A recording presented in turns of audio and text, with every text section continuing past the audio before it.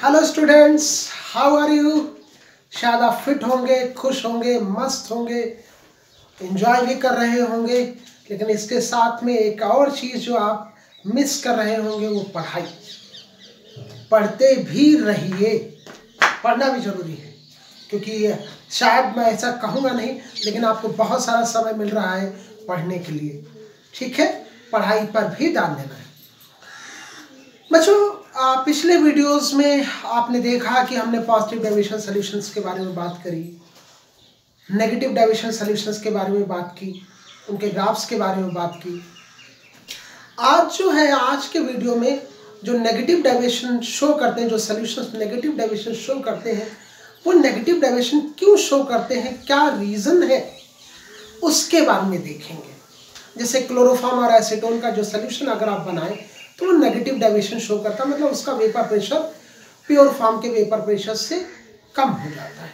Chloroform और aniline का अगर आप देखें सॉल्यूशन बनता है तो वो भी नेगेटिव डेविएशन सॉल्यूशन शो करता है। क्यों? क्योंकि उसका वेपर प्रेशर प्योर फॉर्म के जो कंपोनेंट है एनिलीन और आपके दूसरे एसीटोन है, प्योर फॉर्म में अगर होंगे उनसे वेपर प्रेशर कम हो जाता है। क्यों? रीज़न क्या है, व्हाट इज द रीज़न। तो आज उसी रीज़न के बारे में हम देखेंगे, क्यों ऐसा क्या हो जाता है, और ये एक्सप्लेनेशंस 2 मार्क्स में पूछ लिए जाते हैं। तो इसलिए थोड़ा फोकस करके, थोड़ा सा ध्यान देकर इनको समझना है। बार बार रिवाइंड करिए और इनको देखिए और एक्सप्लेनेशन समझिए। रटिए मत। कहीं डाउट हो रहा है तो आप मुझे टेक्स्ट करिए, फ़ोन करिए, मैसेज करिए। मैंने नंबर ऑलरेडी आपको दे रखा है, उस पर आप फ़ोन करें। नहीं, कुछ बच्चे जो बाहर से जुड़े हैं उनके लिए मेरा नंबर है 9860904881। आई रिपीट 9860904881 पर आप फ़ोन करें, कॉल करें या व्हाट्सअप करें फॉर द टाइम बिंग, जब तक लॉकडाउन है। ओके बच्चों, हम वापस आते हैं। जैसा कि आपका लिखा हुआ है, explanation of negative deviation in the solution of acetone और क्लोरोफॉर्म। जब एसीटोन और क्लोरोफॉर्म का आप सॉल्यूशन बनाते हैं तो हमेशा इस सॉल्यूशन का वेपर प्रेशर कम हो जाता है as compare to the ideal solution और as compare to the acetone and chloroform in pure form. अच्छे से देखिए, अब ये एसीटोन है CH3COCH3। अगर एसीटोन के बारे में देखिए, पॉजिटिव पार्शियल पॉजिटिव है, पार्शियल नेगेटिव, तो ये डाइपोल की तरह काम करेगा ऐसे दूसरा एसीटोन मॉलिक्यूल। और ये अट्रैक्टिव फोर्सेस है नेगेटिव और पॉजिटिव के बीच में। ये जो अट्रैक्टिव, ये डाइपोल है, ये भी डाइपोल की तरह काम कर रहा है, पॉजिटिव नेगेटिव, ये भी पॉजिटिव नेगेटिव है। तो दो डाइपोल, इन दो डाइपोल के बीच में जो अट्रैक्टिव फोर्सेस होंगी, इंटरमॉलिक्यूलर अट्रैक्टिव फोर्सेस होंगी, उनको डाइपोल फोर्सेस कहेंगे। इसका मतलब हम कह सकते हैं कि जब एसीटोन मॉलिक्यूल प्योर फॉर्म में होगा, जब प्योर फॉर्म में होगा तो उनके बीच जो मॉलिक्यूल्स होंगे उनके बीच में हमेशा डाइपोल फोर्सेस होंगी। और अब यहाँ देखिए, इस तरफ हम लोग आ जाते हैं, ये क्लोरोफॉर्म, ये नेगेटिव है और ये पॉजिटिव है। नेगेटिव पॉजिटिव, देखिए डाइपोल की तरह काम कर रहा है, ये भी डाइपोल है, ये भी डाइपोल की तरह काम करेगा। तो अब ये नेगेटिव और पॉजिटिव के बीच में जो अट्रैक्टिव फोर्सेस हैं वो डाइपोल इंटरेक्शंस हैं, फोर्सेस हैं between chloroform molecules in pure form. जब ये प्योर फॉर्म में है, मिक्सअप नहीं किए गए, तो इनके बीच में डाइपोल फोर्सेस एग्जिस्ट कर रहे हैं। लेकिन जैसे ही आपने इन दोनों सॉल्यूशंस को मिक्सअप किया, इनका सॉल्यूशन बनाया, इन दोनों लिक्विड्स को, वोलेटाइल लिक्विड्स को, जो भी वोलेटाइल लिक्विड है उनको आपने मिक्सअप किया, तो एक नया सॉल्यूशन बना। उस सॉल्यूशन में नई इंटरमॉलिक्यूलर फोर्सेस हो जाएंगी और होगा क्या, एसीटोन मॉलिक्यूल्स के बीच में, एसीटोन मॉलिक्यूल्स के बीच में क्लोरोफॉर्म मॉलिक्यूल्स आ जाएंगे। ये जो जगह है एसीटोन मॉलिक्यूल्स के बीच में, उसमें that will be occupied by the chloroform molecules. तो जब दो एसीटोन मॉलिक्यूल्स के बीच में क्लोरोफॉर्म मॉलिक्यूल आ जाएगा, तो अब देखिए एसीटोन में O है और क्लोरोफॉर्म का H। O और H के बीच में intermolecular forces, there will be some attractive forces, और इन्हीं इंटरमॉलिक्यूलर फोर्सेस को हाइड्रोजन बॉन्डिंग कहेंगे। तो देखो ये हाइड्रोजन बॉन्ड फॉर्म हो गया क्लोरोफॉर्म और एसीटोन मॉलिक्यूल के बीच में। ऐसे ही क्लोरोफॉर्म और एसीटोन मॉलिक्यूल के बीच में O और H के बीच में हाइड्रोजन बॉन्ड फॉर्म हो गया।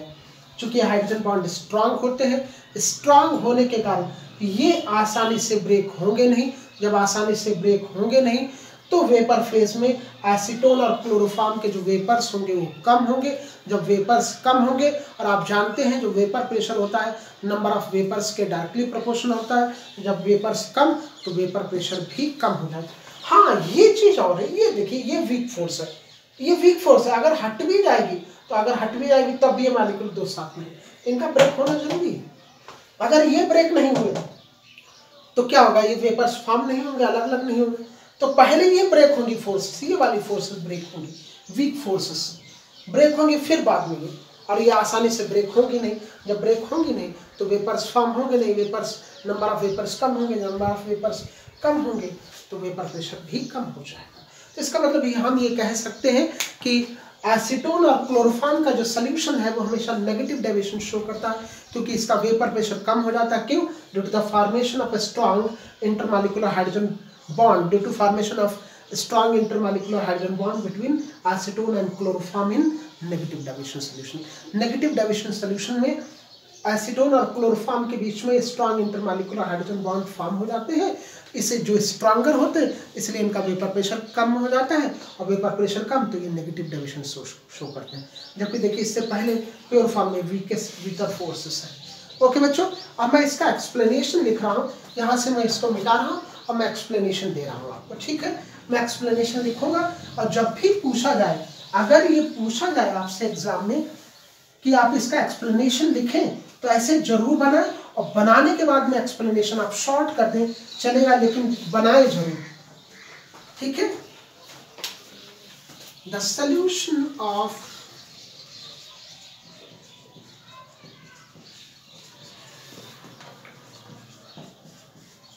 Chloroform and acetone always show negative deviation from ideal solutions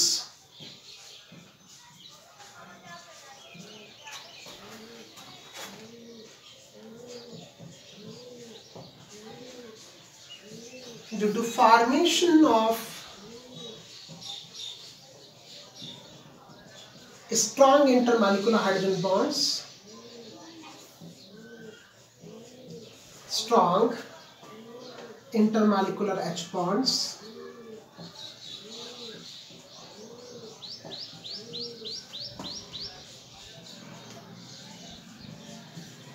इसको अंडरलाइन कर लीजिएगा, between chloroform molecule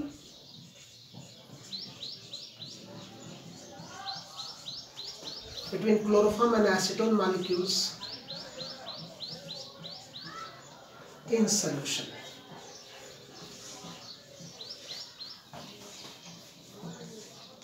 In such solution,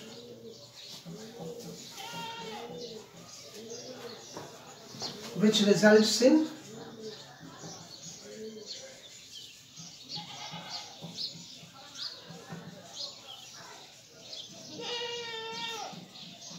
decrease in vapor pressure.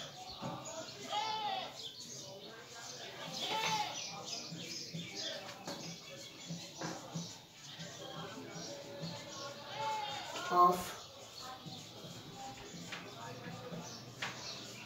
solution. Solution में क्लोरोफॉर्म और एसीटोन के बीच में strong intermolecular hydrogen bond form हो जाते हैं। जब strong intermolecular hydrogen bond form हो जाते हैं तो इसके कारण उनका वेपर प्रेशर कम, जब आप गर्म करेंगे तो जो कम वेपर्स हैं वो स्केप कर पाएंगे वेपर फेज में, और जो नंबर ऑफ जिसके कारण number of vapours vapour phase में कम हो जाएंगे।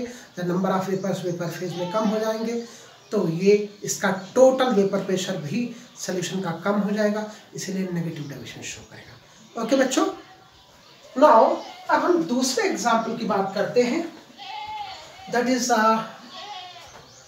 Chloroform and aniline. क्लोरोफॉर्म और एनिलीन के बीच में एसीटोन और एनिलीन के बीच में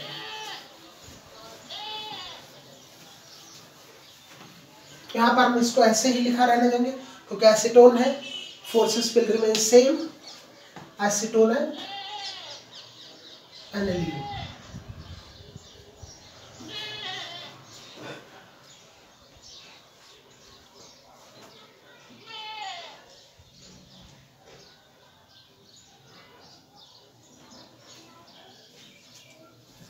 जो एसीटोन और एनिलीन का आप सॉल्यूशन बनाते हैं तो एसीटोन और एनिलीन के बीच में इंटरमॉलिक्यूलर हाइड्रोजन बॉन्ड फॉर्म हो जाते हैं, जिसके कारण उनका जो सॉल्यूशन का वेपर प्रेशर कम हो जाता है।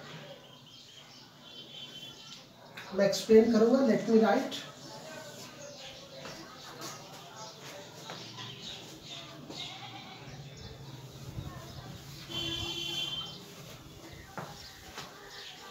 बच्चों, एनिलीन का अगर आप फार्मूला देखें तो एनिलीन को हम ऐसे लिखते हैं, बेंजीन बनाइए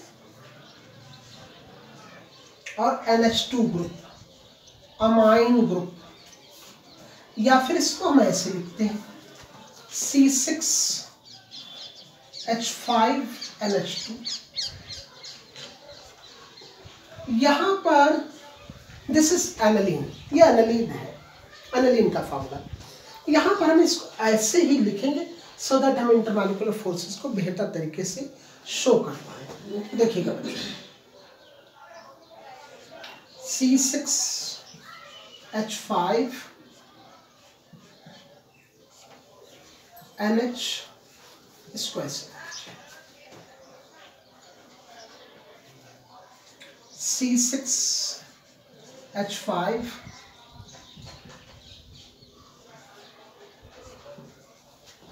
C6H5N। अब देखिए यहां पर नाइट्रोजन नॉन इलेक्ट्रोनेगेटिव, हाइड्रोजन कम इलेक्ट्रोनेगेटिव है, तो इसलिए इस पर चार्ज पार्शियल, इस पर चार्ज नेगेटिव इक्वल से बहुत कम होगा। तो यहाँ पर हाइड्रोजन और कार्बन के बीच में, हाइड्रोजन और कार्बन के बीच में लंडन फोर्सेस स्टैब्लिश होंगी।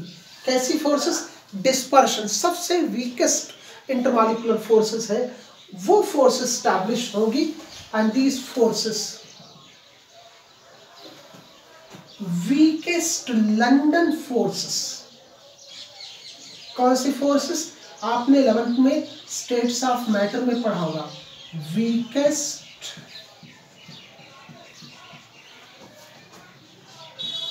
लंडन और डिस्पर्शन फोर्सेस। सबसे वीक इंटरमॉलिक्यूलर जो फोर्सेस होती हैं वो डिस्पर्शन फोर्सेस होती हैं, जो इनर्ट गैस या नोवल गैसेस के बीच में एग्जिस्ट करती हैं। इनर्ट गैसेस के बीच में ऐसी फोर्सेस होती हैं, हीलियम के मॉलिक्यूल्स के बीच में, नियॉन के मॉलिक्यूल्स के बीच में, आर्गन के मॉलिक्यूल्स के बीच में।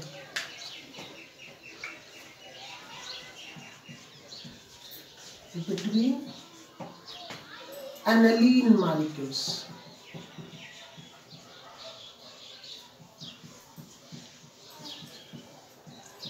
इन प्योर फॉर्म,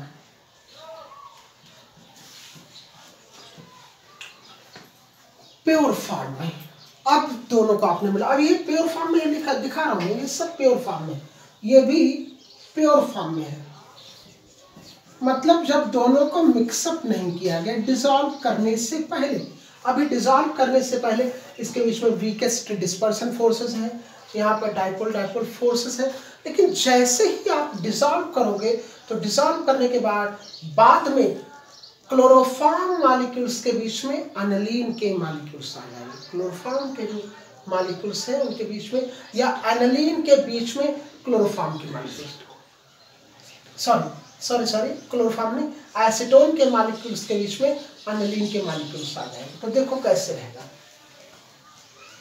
मैं इसको बना रहा हूँ, जरा देखिएगा। और एग्जाम में अगर पूछा जाए तो आप ये ड्रॉ जरूर करें। जैसे ही आप इसको ड्रॉ करेंगे तुरंत टीचर के समझ में आ जाएगा, यस इस बच्चे को पूरा फुल कॉन्सेप्ट आता है, तो जो इसने लिखा होगा वो भी सही ही लिखा होगा। तो वो शायद एक्सप्लेनेशन आपका चेक भी नहीं करेगा। ओके बच्चों, देखिए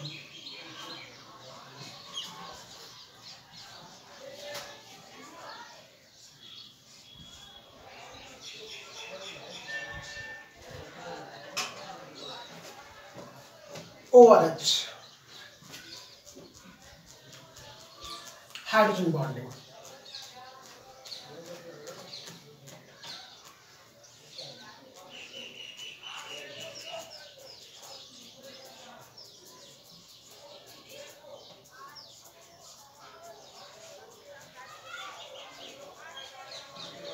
ये वीक फोर्सेस होंगे, डिस्पर्शन फोर्सेस टाइप।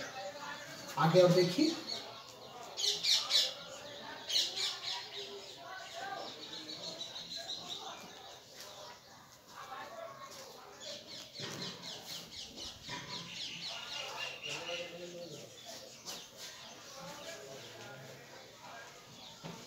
ये फोर्सेस, these forces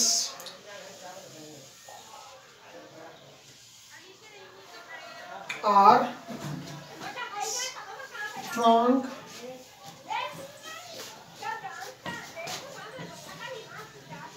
देखिए शोर शराबा होने लगा है, कोई ने लोगों ने चाय आज लेट पी है।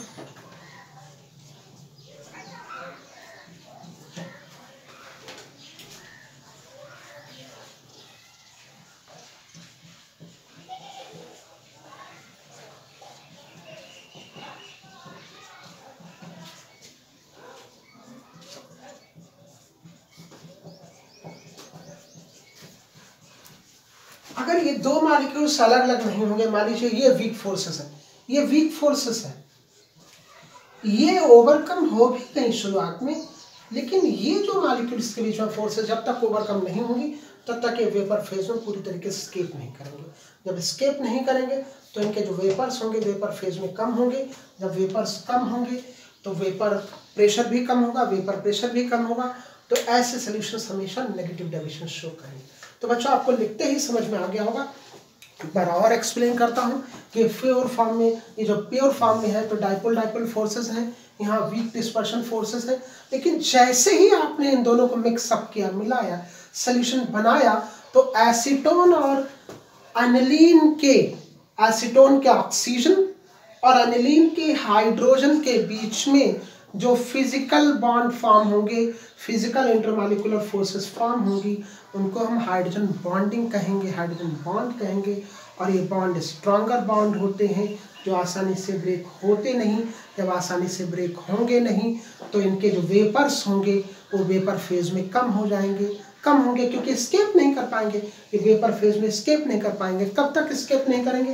तब जब तक ये फोर्सेस ब्रेक हो। तो ब्रेक होंगे नहीं तो फिर क्या होगा कि वे वेपर्स कम हो जाएंगे, वेपर्स कम तो वेपर प्रेशर भी कम, और ये नेगेटिव डेविएशन सॉल्यूशन शो करेगा। ठीक है बच्चों?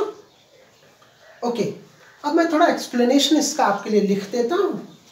ओके, हाँ ये वीक फोर्स है, ये ब्रेक हो जाएगी, लेकिन इसका फाइनली इसका ब्रेन का ब्रेक होना जरूरी। जब तक ये ब्रेक नहीं होंगे तब तक ये जो मॉलिक्यूल है पूरी तरीके से वेपर फेज में स्केप नहीं कर पाएंगे, तो नंबर ऑफ वेपर्स भी कम हो जाएंगे।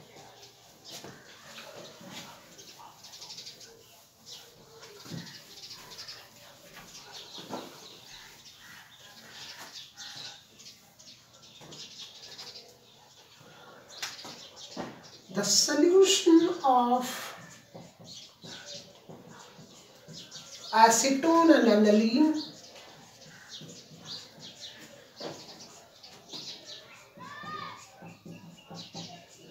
shows negative deviation। क्यों भाई? नेगेटिव डेविएशन का मतलब इनका वेपर प्रेशर कम हो जाता है, पॉजिटिव डेविएशन का मतलब वेपर प्रेशर बढ़ जाएगा, नेगेटिव डेविएशन का मतलब वेपर प्रेशर कम हो जाएगा, पॉजिटिव डेविएशन का मतलब वेपर प्रेशर बढ़ जाएगा। किससे कम या बढ़ जाएगा? As compare to the ideal solutions. Ideal solutions के वेपर प्रेशर से जिनका वेपर प्रेशर बढ़ जाए पॉजिटिव डेविएशन सॉल्यूशन, जिनका वेपर प्रेशर कम हो जाए वो negative deviation solutions. Due to formation of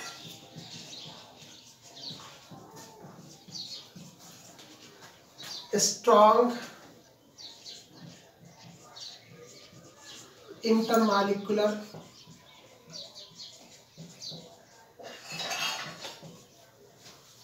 H bonds between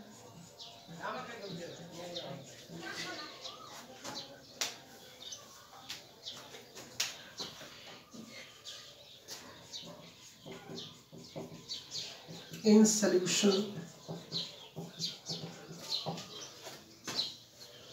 which results in